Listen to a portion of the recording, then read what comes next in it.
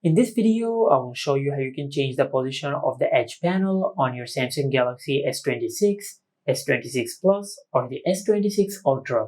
Now to do that, just go to Settings, and under Settings just scroll down and tap on Display. Under the Display settings, just scroll down and you will find the option for Edge Panel. And just tap on Edge Panel and make sure that Edge Panel is enabled. Now to change the position of the edge panel, just tap on Handle. Now I'll change the color of the edge panel so it could be visible, just like that. Now as you can see, this is the position of our edge panel. Now to change its position, just tap on Position.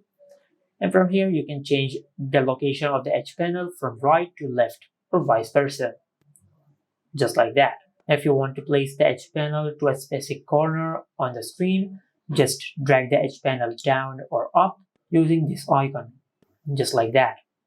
Now, if you go to your home screen, as you can see, we have successfully changed the location and the position of the edge panel, just like that. And this is it. Make sure to like, comment, and subscribe. Thank you for watching.